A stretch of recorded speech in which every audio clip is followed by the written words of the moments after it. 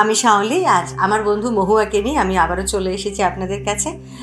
আপনারা শুনছেন আলোঘর, কারণ আমরা সকলেই আলোঘরের সদস্যা। আর আজকে আমাদের হাতে আছে মায়ের কথা। আমরা আগের দিন এই পড়েছিলাম যে অশোক কৃষ্ণ ব্রহ্মচারীর কথা। তিনি মায়ের কাছে, মানে অশোক কৃষ্ণ ব্রহ্মচারী তার মায়ের মৃত্যুর পরে তিনি কিছু জিজ্ঞাসা নিয়ে, সাংসারিক সময় কিভাবে তিনি কাটাবেন সেই প্রশ্ন নিয়ে মায়ের কাছে এসেছিলেন। আর আসলে হয়তো ওটা ব্রহ্মচারী অশোক কৃষ্ণ জিজ্ঞাসা, কিন্তু এই প্রশ্নগুলো, এই জানতে চাওয়াগুলো আসলে শাশ্বত, চিরকালীন। আমাদের ক্ষেত্রেও এগুলো সমানভাবে প্রযোজ্য। এবং আমরা প্রশ্ন যেমন চিরকালীন শাশ্বত, তেমন উত্তরগুলো বলা বাহুল্য চিরকালীন। যে আমরা সেই প্রশ্ন উত্তরেই যাব। ব্রহ্মচারী অশোক কৃষ্ণ মাকে জিজ্ঞাসা করছেন যে, মা, আপনার অবর্তমানে কার কাছে যাব, কি হবে? এগুলো ভাবতে গেলে বড় ভয় করে। মা বলিলেন, কেন? এই রাখাল টাখাল এইসব ছেলেরা রয়েছে, এরা কি কম? তুমি তো রাখালকেও খুব ভালোবাসো, তার কাছে জিজ্ঞাসা করে নেবে। কি আর জিজ্ঞাসাই বা করবে? বেশি জিজ্ঞাসা করা ভালো নয়। একটা জিনিস হজম করতে পারে না, আবার 10টা জিনিস মনের মধ্যে পুড়ে এটা না ওটা, কেবল এই চিন্তা। যে জিনিস পেয়েছো তাইতে ডুবে যাও। জপ ধ্যান করবে, সৎসঙ্গে থাকবে, অহংকারকে কিছুতেই মাথা তুলতে দেবে না। দেখছো না রাখালের কেমন বালক ভাব? এখনো যেন ছোট ছেলেটি। শরৎকে দেখো না, কত কাজ করে, কত হাঙ্গামা পোহায়, মুখ বুজে থাকে। ও সাধু মানুষ, ওর এত সব কেন? ওরা ইচ্ছা করলে তো দিন রাত ভগবানে মন লাগিয়ে বসে থাকতে পারে। কেবল তোমাদের মঙ্গলের জন্য এদের নেমে থাকা, এদের চরিত্র চোখের সামনে ধরে রাখবে, এদের সেবা করবে, আর সর্বদা মনে ভাববে আমি কার সন্তান, কার আশ্রিত। যখনই মনে কোনো কুভাব আসবে, মনকে বলবে তার ছেলে হয়ে আমি কি এ কাজ করতে পারি? দেখবে মনে বল পাবে, শান্তি পাবে। কি সুন্দর! মানে নিজেকে, এই যে আমরা সবসময় বলি যে সেলফ কোয়েস্ট, সেলফ সার্চ, যেটা আজকের দিনে আমরা বারবার বলি যে আমাদের নিজেদেরকে জানাই। সত্যি যদি আমরা নিজেরা এটা বুঝতে পারি যে আমি এখানে একটা কথা হয়তো মানে আর কি করেই বলছি, দেখবে সমস্ত সিরিয়ালগুলোতে দেখায় অমুক বংশে এটা হয় না, বোস বাড়ির ছেলে হয়ে এটা হয় না, এগুলো খুব আসে, 3বার করে ঠাঁস ঠাঁস ঠাঁস ঠাঁস ঠাঁস ঠাঁস এসব হয়। তো সেই ক্ষেত্রেই মানে আমরা যদি মনে করি যে আমরা কার সন্তান, এবং যেটা আমরা সবসময় আলোচনাও করি যে কোন লেগেসি আমরা বহন করে নিয়ে চলেছি। শুধু তো আমাদের বংশের লেগেসি নয়, আমরা একটা ঐতিহ্যের লেগেসি বহন করছি, সেটা আমরা না জেনে না বুঝে। কিন্তু আমরা যদি একটু বুঝে করতে পারি, তাহলে আমরা সেটার প্রতি সম্মান জানাতে পারি। যেমন আজকের দিন অনেক হেরিটেজ বিল্ডিং আবিষ্কার হচ্ছে, কিন্তু অদ্ভুত আমাদের কোনো হেরিটেজ কালচার নিয়ে কাজ হয় না। আমি হেরিটেজ কালচার কিন্তু আমি এই ছৌ নাচ বা এই শিল্পগুলোর কথা বলছি না। তো মেলা হয়েছে, শিল্প মেলা, সবলা মেলা, হ্যাঁ প্রচুর মেলা, দান ধ্যান হয় তো বলো। আমরা কুমন বলে আমরা খালি হ্যাঁ, আর তোমার খালি বিএনবিসি করা হ্যাবিট, যেটা হচ্ছে সেটাই বলছি। তো এই যে আমরা যে যেটা আমি বোধহয় মানে একটা সময় খুব ভাবতাম যে আমরা বেশ ছোট ছোট করে একটা করে কালচারাল গ্যাদারিং করবো, মানে জাস্ট কালচারাল আদান প্রদান। এবং আমাদের দেখবি সেটা রাষ্ট্রীয় নীতির মধ্যেও আছে না, কালচারাল অ্যাফেয়ার্স, যেটা আমরা বারবার বলি, মিনিস্ট্রি আছে তো, মিনিস্ট্রি অফ কালচারাল অ্যাফেয়ার্স যেটা। তো এই কিন্তু কালচারাল অ্যাফেয়ার্সের ও সেই মিনিস্ট্রিতে কী হয় আমি অত যাচ্ছি না, কি হয় সবটাই কি হয় আমরা সেটা সকলেই জানি। কিন্তু আমরা যদি আমার পাশের মানুষের সঙ্গে, এবং অবশ্যই সৎসঙ্গ এখানে একটা ভীষণ ইম্পর্ট্যান্ট কথা না, আমি কার সঙ্গে সেটা শেয়ার করছি, কার সঙ্গে সেই আদান প্রদানটা করছি, সেটা দেখে যদি আমরা করতে পারি, তাহলে অবভিয়াসলি আমাদের বেঁচে থাকাটা কত সহজ। যে সবসময় তুমি মনে করবে তুমি কার ছেলে, কার আশ্রয়ে আছো, তাহলেই তো তোমার বাঁচাটা অটোমেটিক্যালি উঠে যাবে। এবং তারও আগে মা যেটা বলছেন যে এত জানবেই বা কি, এত জানারই বা কি আছে, মানে এত পড়ারই বা কি আছে, এত দেখারই বা কি আছে, এত জিজ্ঞাসার কি আছে, এত জিজ্ঞাসার কি আছে। তার মানে একটা জিনিস নিয়ে থাকতে পারো না, আবার 5টা জিনিস। তার মানে এই নয় যে অন্বেষণকে তিনি না করছেন, না সেটা না, কারণ ঠাকুরও বলছেন যে যাচিয়ে নিবি, বাজিয়ে নিবি। মানে এগুলো কি হয় জানো তো, আমাদের ওই যে একটা বাংলায় কথা আছে না, অল্প বিদ্যা ভয়ঙ্করী। আর আমরা বুঝি খুব কম, কিন্তু সেই বোঝাটাকে আমাদের প্রশ্ন করি বেশি, বা সেই বোঝাটাকেই আমাদের শেষ কথা বলে চালিয়ে দিই যে এত কন্ট্রাডিক্টরি কথাবার্তা কেন, এই বলছেন যাচ্ছি নি বা যে নি, আবার বলছেন এত জিজ্ঞাসাই বা কি আছে। ব্যাপারটা তা না, ব্যাপারটা হচ্ছে যে জিজ্ঞাসাই বা কি আছে। দেখবে একটা আমরা ছোটবেলায় খুব শুনতাম, গন্ডুস জলমাত্রে না সাফারি ফাড়ফাড়ায়তে, এটা কি ভাষা জানি না, আমার ছোটবেলায় শুনতাম এটাই সংস্কৃত, জানি না এটা সংস্কৃত কি না, ফাড়ফাড়ায়তে ঠাকুর সংস্কৃত জানা নেই, কিন্তু গন্ডুস মানে এক আঁচলা জলের মধ্যে মাছি দেখবে ফড়ফড় ফড়ফড় করে উড়ে বেড়ায়। মানে আমরা একটা থেকে আরেকটাতে লাফিয়ে, সেটা থেকে আরেকটাতে লাফিয়ে, এই যে এত বেগের মতো লাফিয়ে লাফিয়ে যাচ্ছে, তার মানে কোনোটাই ভেতরে ঢুকছে না, সব কটার ওপরে লাফিয়ে লাফিয়ে এটা একবার ওটা একবার সেটা একবার, একদম ঠিক ছুঁয়ে যাচ্ছে। কারণ দেখো এই আমাদের এখন এই হ্যাবিটটা হয়েছে বলে এখন এত মানুষের অস্থিরতা, এত ডিপ্রেশন, এত একাকিত্ব, এবং এত কন্টেন্ট আমরা অ্যাবজর্ব করছি এবং সারাদিন, এবং এত কনসেন্ট্রেশনের অভাব।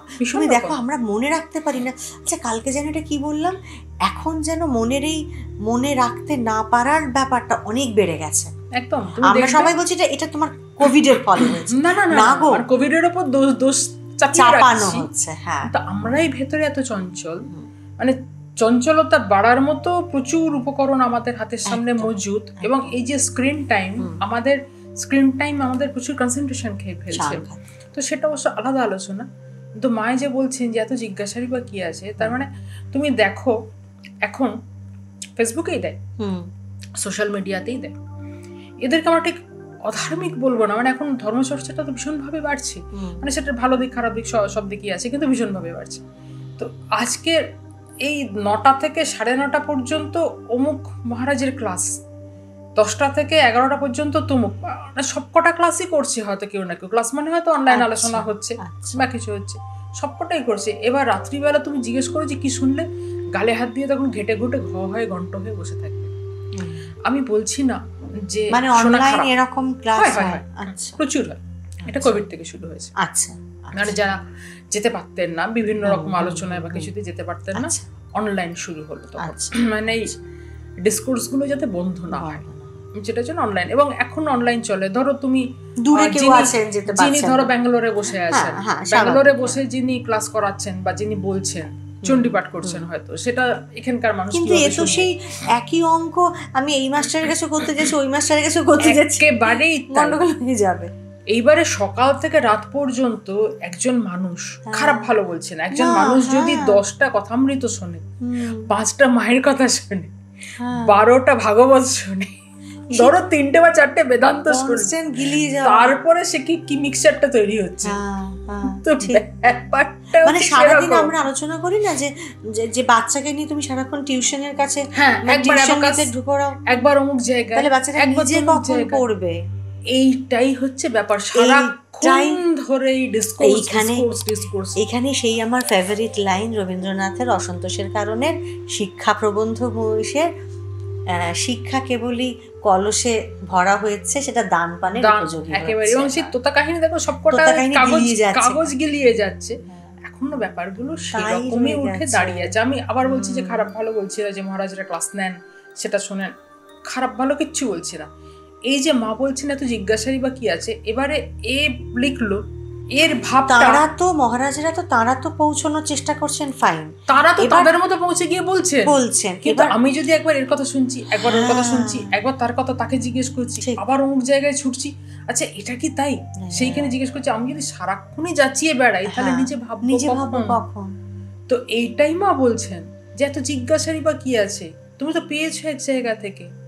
যারা ধরো এই পথের অন্বেষণ করছেন, আমি ধরে নিচ্ছি যে টেকেন ফর গ্রান্টেড, আমি ধরে নিচ্ছি যে তাদের 80% কেন 85% হয়তো দীক্ষা পাওয়া, মানে দীক্ষা পেয়েছেন, তারা দীক্ষা লাভ করেছেন, তো একটা তো ইষ্টমন্ত্র পেয়েছেন, যেখান থেকেই নেন, যে মহারাজের কাছ থেকে একটা ইষ্টমন্ত্র নিয়েছেন।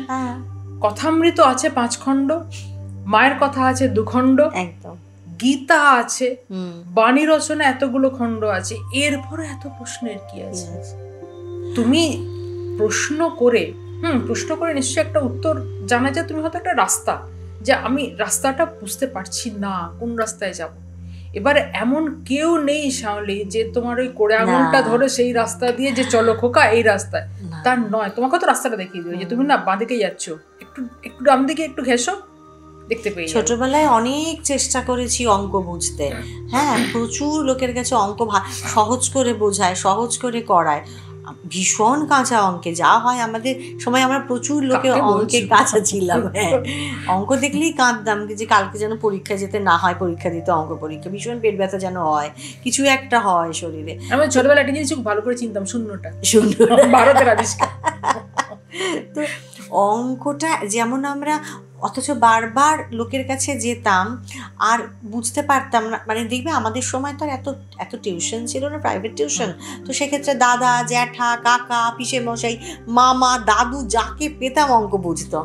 কিন্তু যেটা হয়েছে কোনোদিনই অঙ্কটা যার জন্য বুঝে উঠতে পারিনি, কারণ নিজেকে যে ওটা মাথা খাটিয়ে বুঝতে হবে সেই বোধটা ওই ভয় থেকে আসেনি। সেটা আসেনি কেন? আমরা ভয় পেতাম বলে, সাংঘাতিক ভয় পেতাম। এবার এটাকে আমরা ভালোবেসে কাছে টেনে নিয়ে। এবারে আজকে তুমি এইখানেও পড়ছো সমান অ্যাপ্লিকেবল। আজকে তুমি যেটা পড়ছো, তুমি ওই যে ঠাকুরের কথা আছে না, যে চিঠি পেলো একজন যে এত সের সন্দেশ, দুটো কাপড়, এতগুলো মাছ, এই তত্ত্ব করবে।